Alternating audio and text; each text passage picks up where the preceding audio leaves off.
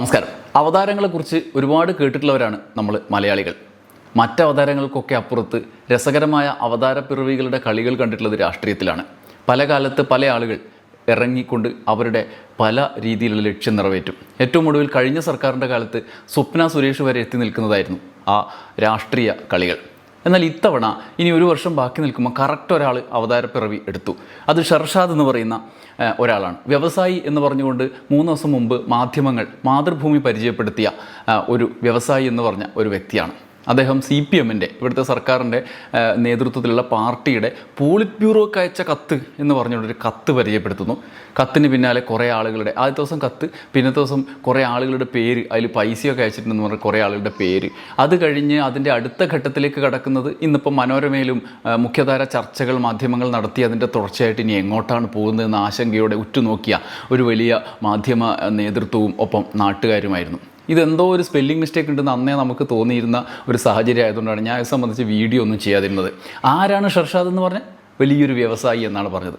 എന്നാൽ ഇന്ന് എന്താണ് യാഥാർത്ഥ്യമെന്ന് വ്യക്തമായിരിക്കുന്നു. 2, 3, 4 വർഷങ്ങൾക്ക് മുമ്പ് സ്വന്തം ഭാര്യയെ പൊതുസമൂഹത്തിന് മുന്നിൽ കഴിയാവുന്നത്ര അപകീർത്തിപ്പെടുത്താൻ വേണ്ടി ശ്രമിച്ച ശ്രമങ്ങളുടെ തുടർച്ചയായി എഴുതിയ കത്തുകൾ, ആ കത്തിൽ ആരെയാണോ താൻ ലക്ഷ്യമിടുന്നത് അവരെ ബന്ധപ്പെടുത്തിക്കൊണ്ട്, അവരുടെ ഭാര്യയെ ബന്ധപ്പെടുത്തിക്കൊണ്ട് പല രീതിയിലുള്ള ആക്ഷേപങ്ങൾ ഉന്നയിച്ചുകൊണ്ട് എഴുതിയ കത്തുകൾ അന്ന് ചാനൽ മുഴുവൻ കയറിയിറങ്ങി മമ്മൂട്ടിയെപ്പോലും അപകീർത്തിപ്പെടുത്തും വിധത്തിലുള്ള പ്രചരണം നടത്തിയ ആളാണ്. അന്ന് സാമൂഹ്യ മാധ്യമങ്ങളിൽ യൂട്യൂബുകളിലൊക്കെ കയറിയിറങ്ങി അദ്ദേഹം പറഞ്ഞ കാര്യങ്ങൾ നമുക്ക് പൊതുവേദിയിൽ കേൾക്കാൻ പോലും പറ്റാത്ത വിധം അശ്ലീലമായിരുന്നു. ഇതിൻ്റെ തുടർച്ചയായിട്ട് തൽക്കാലത്തേക്ക് അടങ്ങി നിന്ന ഒരാൾ ചെറിയൊരു ഗ്യാപ്പിന് ശേഷം വീണ്ടും വരികയാണ്. ഇപ്രാവശ്യം വ്യവസായി എന്ന് പറഞ്ഞിട്ടാണ് അവതരിക്കുന്നത്.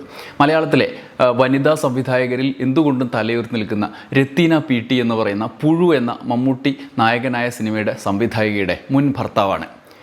അവർക്കെതിരെ അവർ സിനിമയിലൂടെ അവരുടെ ജീവിതത്തിലൂടെ അവരുടെ പ്രതിഭ ഉപയോഗിച്ചുകൊണ്ടൊക്കെ ഉയരത്തിലേക്ക് വരുമ്പം പിടിച്ച് താഴെയിടാനും ചവിട്ടാനും അവരുടെ മുന്നോട്ട് പോക്കിന് തടയിടാനും പല രീതിയിലുള്ള ശ്രമങ്ങളുണ്ടായി എന്ന് കോടതി തന്നെ കണ്ടെത്തിയ ഒരാൾ പഴയ കത്തുമായി പുതിയ ആളായി രംഗപ്രവേശം ചെയ്തു എന്നാണ് ഇപ്പോൾ നമുക്ക് മനസ്സിലാവുന്നത്. അതുമായി ബന്ധപ്പെട്ട വിശദാംശങ്ങളാണ് ഇപ്പോൾ പുറത്തു വരുന്നത്. ആ കത്തിൽ അന്ന് പറഞ്ഞിരുന്ന പല കാര്യങ്ങളിലും പേരുകൾ വരെ പരാമർശിച്ചുകൊണ്ട് മുന്നോട്ട് വന്നു.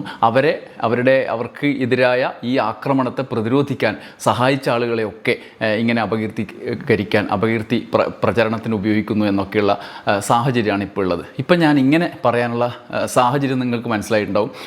ഈ വിവാദ വ്യവസായം ഇങ്ങനെ വ്യവസായിയും മാധ്യമങ്ങളും മുഖ്യധാര മാധ്യമങ്ങളും കൊണ്ടു നടക്കുമ്പോൾ 8 മണി ചർച്ചയൊക്കെ ഭയങ്കര സജീവമായിട്ട് കൊണ്ടു നടക്കുന്നതിൻ്റെ ഒടുവിൽ ഈ ആളുടെ മുൻ ഭാര്യ തന്നെ രംഗത്തെത്തിയിരിക്കുകയാണ്.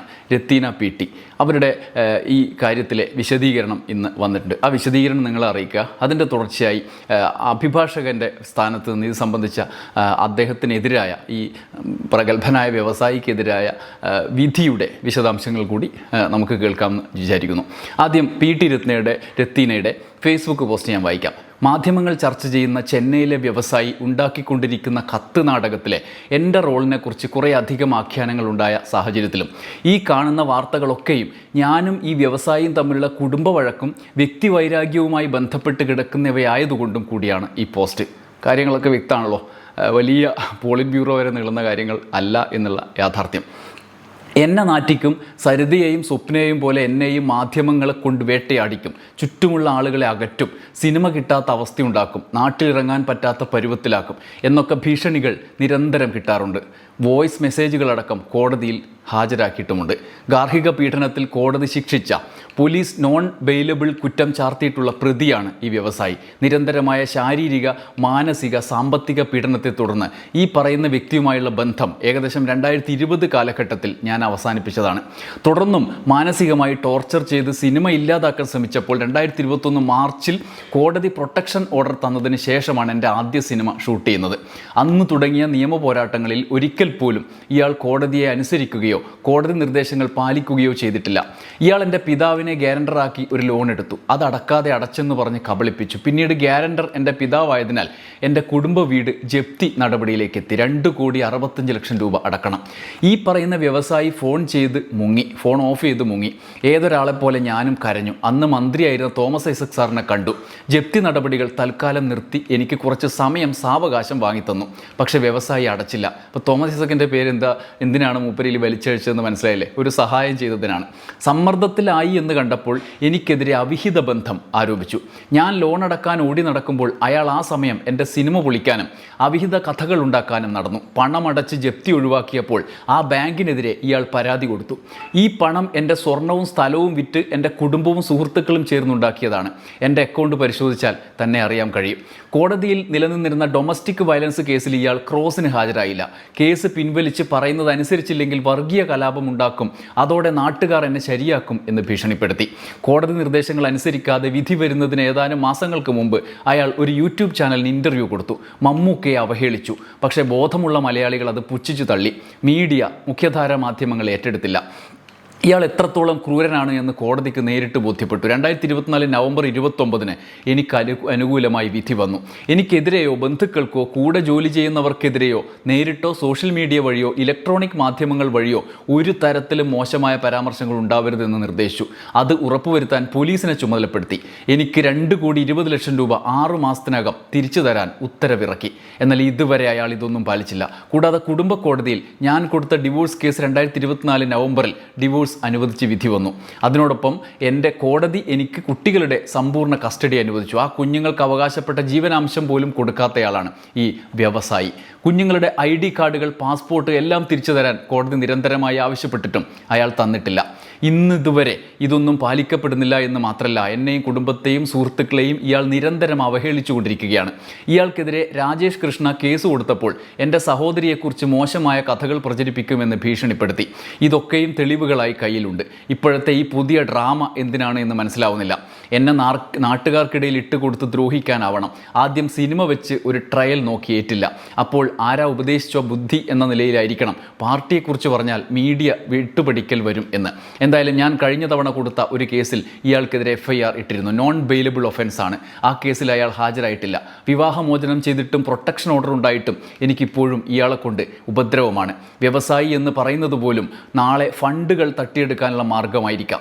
എന്താണ് വ്യവസായം? ആരെങ്കിലും തുടങ്ങുന്ന വ്യവസായത്തിൽ ജോലിക്ക് നിന്ന് അവരുടെ മാർക്കറ്റ് മനസ്സിലാക്കി ആരെങ്കിലും പറ്റിച്ച് ഫണ്ടുണ്ടാക്കി അതേ വ്യവസായം തുടങ്ങും. ഫണ്ട് തീരുമ്പോൾ അടുത്ത കമ്പനിയിൽ പോകും, ആവർത്തിക്കും. ഇയാൾ സാമ്പത്തികമായി എന്നെ മാത്രമല്ല പറ്റിച്ചിട്ടുള്ളത്. സാമ്പത്തികമായി വലിയ തോതിൽ പറ്റിക്കപ്പെട്ട ആളുകൾ ചെന്നൈയിലും ദുബായിലും പാലക്കാട്, മലപ്പുറത്ത്, കോഴിക്കോട്, കൊച്ചിയിലുമുണ്ട്. പലരും അറിയിച്ചിട്ടുമുണ്ട്. അവരെ പറ്റിച്ച പോലെ ഇനിയും കള്ളക്കഥകൾ പറഞ്ഞ് കൂടുതൽ പേരെ പറ്റിക്കും. പറ്റിക്കപ്പെട്ടവർ ആരെങ്കിലും ഇനിയും ഉണ്ടെങ്കിൽ അവരോടാണ് ആ പണം പോയതാണ്, കിട്ടുമെന്ന് പ്രതീക്ഷിക്കേണ്ട. നിയമപരമായി മുന്നോട്ട് പോവുക. എനിക്കൊരു കള്ളപ്പണം ഇടപാടുമില്ല. എന്നെ ആരും തട്ടിക്കൊണ്ടുപോയിട്ടില്ല. എനിക്ക് ഗോവിന്ദ മാഷിനെയോ അദ്ദേഹത്തിൻ്റെ മകനെയോ പരിചയമില്ല. ചില പെൺകുട്ടികൾ എന്തിനാണ് ആത്മഹത്യ ചെയ്യുന്നത്? ഡിവോഴ്സ് ചെയ്താൽ പോരെ എന്ന ചോദ്യത്തിനുള്ള ഉത്തരം ഞാനാണ്. ഞാൻ ഇയാളുടെ ടോർച്ചർ സഹിക്കവയ്യാതെ ഡിവോഴ്സ് ചെയ്തതാണ്. പൊരുതി ജീവിക്കുന്നവരെ ഇയാളെപ്പോലുള്ളവർ നിരന്തരം ദ്രോഹിച്ചുകൊണ്ടിരിക്കും. കൊല ചെയ്യുക എന്ന് കേട്ടിട്ടില്ലേ? ചിലർ തളർന്ന് ചത്തുകളയും. ഞാനിപ്പോൾ സുരക്ഷിതയല്ല.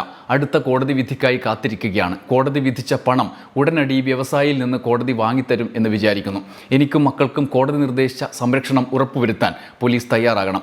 എന്നെ വേട്ടയാടി ഞാൻ ആത്മഹത്യ ചെയ്തു, നിങ്ങൾക്ക് സുഖം ആചരിക്കാൻ അവസരം തരുമെന്ന് കരുതണ്ട. ഞാനും മക്കളും ഇവിടെ ഇങ്ങനെയൊക്കെ തന്നെ കാണുമെന്ന് പ്രചോദനാത്മകമായ കാര്യമാണ്, നിലപാടാണ് രത്തീന പറയുന്നത്. ഏറ്റവും രസകരമായ കാര്യം, ഒരു സ്ത്രീയെ ഇല്ലാതാക്കാൻ അവർ മുൻ ഭാര്യ എന്നുള്ള നിലയിൽ അവരോടുള്ള പക തീർക്കാൻ, പണം ഉണ്ടാക്കാനുള്ള തരത്തിലുള്ള നീക്കങ്ങൾ നടത്തുമ്പോൾ അതിൽ ഒരു കത്ത് CPM-നെതിരായി കൊടുക്കുകയും തോമസ് ഐസക്കിൻ്റെ പേര് പറയുകയും പുക പടലം നാട്ടിലുടനീളം ഉണ്ടാക്കാൻ മുഖ്യധാര മാധ്യമങ്ങൾക്കൊരു അവസരം എന്ന നിലയിൽ മാറുകയും ചെയ്തു എന്ന ദുഃഖകരമായ മാധ്യമ പ്രവർത്തന സാഹചര്യം ഇവിടെ ഉണ്ട് എന്നുള്ളതാണ്. ഒരാൾ ഒരു കത്ത് കൊണ്ടുവരുമ്പോൾ ആ കത്ത് എന്തിനാണ് എഴുതിയത്, എന്താണ് ഉദ്ദേശിച്ചത്? തോമസ് ഐസക്കുമായി പണമിടപാട് എന്ന് പറയുമ്പോൾ അത് തോമസ് ഐസക്ക് ഇദ്ദേഹത്തിൻ്റെ മുൻ ഭാര്യയെ ബന്ധപ്പെട്ടു എന്ന് പറഞ്ഞ് വലിയൊരു സാധ്യത ഉണ്ടാക്കുകയായിരുന്നു. പക്ഷേ അത് അടപടലം പൊളിഞ്ഞുപോയി. PT രത്തീന ഇങ്ങനെ പരസ്യമായി വന്ന് പറഞ്ഞപ്പോൾ അവരെ ഈ ജപ്തി നടപടിയിൽ നിന്നും ഒഴിവാക്കുന്നതിന് സഹായിക്കാൻ വേണ്ടി ഒരാൾ വന്നു. പിന്നാലെ MP രാജേഷ് അടക്കമുള്ള ആളുകൾ പ്രതികരണവുമായി വന്നിട്ടുണ്ട്. പല ആളുകൾക്കും പല രീതിയിൽ ബന്ധപ്പെടുത്തിക്കൊണ്ട് വർഷങ്ങൾക്ക് മുമ്പ് ഭാവിയിൽ ഇങ്ങനെയൊക്കെ ഉപയോഗിക്കാം എന്ന് പോലും കരുതിയിട്ടാവണം ഇത്തരം ആളുകൾ കത്തുകളടക്കം എഴുതുന്നത് എന്ന് തോന്നിപ്പിക്കുന്ന രീതിയിലാണ് ഈ വ്യവസായി എന്ന് മലയാളത്തിലെ ചാനലുകൾ പരിചയപ്പെടുത്തിയ, പത്രങ്ങൾ പരിചയപ്പെടുത്തിയ ഈ വിവാദ മനുഷ്യൻ ഇങ്ങനെ ചെയ്തുകൊണ്ടിരിക്കുന്നത്. ഇതിനോട് ചേർത്ത് വായിക്കേണ്ടത് ഷുക്കൂർ വക്കീലിൻ്റെ ഒരു പോസ്റ്റ് പോസ്റ്റ് കൂടിയാണ്. അദ്ദേഹം പറയുന്നത് കോടതി വിധി വെച്ചിട്ടാണ്, ഇയാൾക്കെതിരായ നിരന്തരമായ വിധികളുടെ അടിസ്ഥാനത്തിൽ മതിഭ്രമം ബാധിച്ച ഒരാളുടെ ജൽപ്പനങ്ങൾക്ക് പിന്നാലെ കേരളത്തിലെ മാധ്യമ സിംഗങ്ങൾ മൈക്കും നീട്ടി വിടുവായത്തം മുഴുവൻ എയർ ചെയ്യുന്നത് കാണുമ്പോൾ സഹതപിക്കുകയല്ലാതെ മറ്റെന്ത് ചെയ്യാൻ. മലയാളിയുടെ ലൈംഗിക ദാരിദ്ര്യത്തെക്കുറിച്ച് ഇടയ്ക്കിടെ ആളുകൾ പറയുന്നത് കേൾക്കാറുണ്ട്. ഇതാ ഇപ്പോൾ വാർത്താ ദാരിദ്ര്യവും വന്നിരിക്കുന്നു. മാധ്യമ സിംഗങ്ങളെ അയാൾക്കെതിരെ അയാളുടെ പാർട്ട്ണർ നൽകിയ പരാതിയിൽ അന്വേഷണവും വിചാരണയും ഒക്കെ കഴിഞ്ഞു. അയാളുടെ ഗാർഹിക പീഡകനാണെന്നും ഭാര്യയ്ക്കും മക്കൾക്കും ചെലവിന് കൊടുക്കാത്ത ആളാണെന്നും കൃത്യമായി വസ്തുതകളും തെളിവുകളും ബോധ്യപ്പെട്ടു. അയാൾക്കെതിരെ 2024 നവംബർ 29 എറണാകുളത്തെ ജുഡീഷ്യൽ ഫസ്റ്റ് ക്ലാസ് കോടതി ഉത്തരവ് പുറപ്പെടുവിച്ചിട്ടുണ്ട്. ഹർജിക്കാരി വിസ്തരിച്ച് 7 രേഖകൾ പരിശോധിച്ചതിന് ശേഷമാണ് കോടതി ഉത്തരവ് പുറപ്പെടുവിച്ചത്. നിയമവ്യവസ്ഥയോട് ആദരവേ ഇല്ലാത്ത എതിർകക്ഷി ഈ ഉത്തരവ് ലംഘിക്കുകയുണ്ടായി. അയാൾക്കെതിരെ ഗാർഹിക പീഡന നിരോധന നിയമപ്രകാരം പരാതി നൽകുകയും Ernakulam hill palace police case register ചെയ്യുകയും ചെയ്തിട്ടുണ്ട്. നോൺ അവൈലബിൾ ഒഫൻസ് പ്രകാരം. കോടതി ഉത്തരവുണ്ടായിട്ടും ഭാര്യയ്ക്കും മക്കൾക്കും ചെലവിന് കൊടുക്കാതിരുന്നാൽ കോടതി അയാൾക്കെതിരെ അറസ്റ്റ് വാറണ്ട് പുറപ്പെടുവിക്കും. ആ വാറണ്ട് കയ്യിൽ കിട്ടിയാൽ അയാളെ പിടിച്ച് കോടതിയിൽ ഹാജരാക്കേണ്ട ഉത്തരവാദിത്തം പോലീസിനാണ്. കോടതിയിൽ എത്തിയിട്ടും പണം അടക്കുന്നില്ലെങ്കിൽ ഗോവിന്ദച്ചാമിയോടൊപ്പം അയാൾക്കും സർക്കാർ ചെലവിൽ ജീവിക്കാം. ഏതായാലും മജിസ്ട്രേറ്റ് കോടതി പുറപ്പെടുവിച്ച ഉത്തരവ് പ്രകാരം മുൻ ഭാര്യയ്ക്കോ മക്കൾക്കോ അയാൾ 1 രൂപ പോലും ചെലവിന് നൽകിയിട്ടില്ല. അയാൾ ഗാർഹിക പീഡനം തുടരുകയും ചെയ്യുന്നു. ഇങ്ങനെ മക്കൾക്ക് ചെലവിന് കൊടുക്കാത്ത ഒരു ഗാർഹിക പീഡകൻ്റെ വാക്കുകൾക്ക് പിന്നാലെ പോകുന്നവരെ എന്ത് പറയാൻ. കഷ്ടം നമ്മുടെ മാധ്യമരംഗം എന്നാണ് ഷുക്കൂർ വക്കീൽ പറയുന്നത്. പ്രസക്തമായ നിരീക്ഷണങ്ങളാണ് ഷുക്കൂർ വക്കീൽ അവതരിപ്പിക്കുന്നത്. ഞാൻ തുടക്കത്തിൽ പറഞ്ഞതുപോലെ കുറച്ച് മുമ്പ് വരെ പറയാൻ കൊള്ളാത്ത വിധം സമൂഹത്തിൽ അപകീർത്തികരമായ പ്രസ്താവനകളുമായി ഇറങ്ങിത്തിരിച്ച ഒരാൾ. മമ്മൂട്ടി തൻ്റെ മുൻ ഭാര്യയുടെ സിനിമയിൽ അഭിനയിച്ചു എന്നുള്ളതിൻ്റെ പേരിൽ മമ്മൂട്ടിക്കെതിരെ വായിൽ കൊള്ളാത്ത രീതിയിൽ മനുഷ്യർ കേൾക്കാൻ തയ്യാറാകാത്ത രീതിയിൽ അസഭ്യങ്ങൾ വിളിച്ചു പറഞ്ഞ ഒരാൾ, അത് സംപ്രേഷണം ചെയ്ത യൂട്യൂബ് മാധ്യമങ്ങൾ, അവിടെ അയാൾ വീണ്ടും അയാളുടെ ഫേസ്ബുക്കിലൂടെ ഉൾപ്പെടെ മുൻ ഭാര്യയ്ക്കെതിരെ നിരന്തരമായ അധിക്ഷേപങ്ങൾ ചൊരിയുന്ന ഒരാൾ. അയാൾ ഒരു വ്യവസായി എന്ന നിലയിൽ CPMൻ്റെ പ്രധാന നേതാക്കൾക്കെതിരെ ആരോപണം ഉന്നയിക്കുന്നു എന്ന ഒരേ ഒരു യോഗ്യതയുടെ പേരിൽ മാധ്യമങ്ങൾ, മലയാളത്തിലെ ചാനലുകൾ, പത്രങ്ങൾ ഒക്കെ 3 ദിവസമായി എടുത്തുകൊണ്ട് ആനയിച്ച് തിടമ്പേറ്റി നടക്കുകയാണ്. ഇമാതിരിയുള്ള തോന്നിവാസങ്ങളൊക്കെ വിളിച്ചു പറയുന്നതിനെ വാർത്തയാക്കിയിട്ട് ആഘോഷിക്കുന്നത് കുറച്ച് പരിതാപകരമാണ്. അത്രേ പറയാൻ പറ്റൂ. ഞാനിവിടെ ഉണ്ടല്ലോ, നാളെയും ഇവിടെ ഉണ്ടാവും. അപ്പൊ നടക്കട്ടെ, ആഘോഷം നടക്കട്ടെ. നിങ്ങൾ എത്ര കാലം ഇത്തരം ആളുകളെ ആശ്രയിച്ച് മുന്നോട്ട് പോകും നമുക്ക് നോക്കാം. ഞാൻ ഇവിടെ ഉണ്ടാവും, ഇവിടെ തന്നെ ഉണ്ടാവും, നമുക്ക് കാണാം. ഇപ്പോൾ ഈ സാഹചര്യത്തിലെങ്കിലും ഇങ്ങനെയുള്ള ആളുകളെ കൊണ്ട് എന്തിനാണ് കൊണ്ടു നടക്കുന്നത് എന്ന് വിശദീകരിക്കാനുള്ള ബാധ്യതയെങ്കിലും മാധ്യമങ്ങൾക്കുണ്ട്. അദ്ദേഹം എഴുതിയ കത്തുകൾ എന്തുദ്ദേശത്തിലാണ് എന്ന് പറയാനുള്ള ഉത്തരവാദിത്തം മാധ്യമങ്ങൾക്കുണ്ട്. അത് ആരെങ്കിലും പറഞ്ഞു അല്ലെങ്കിൽ ആരെങ്കിലും ആരോപിച്ചു എന്ന മട്ടിലല്ല, സ്വന്തം കണ്ടെത്തലാണല്ലോ, ഭയങ്കര കണ്ടെത്തലാണല്ലോ ഇത്രയും ദിവസം അവതരിപ്പിച്ച് ചർച്ച ചെയ്തുകൊണ്ടിരുന്നത്.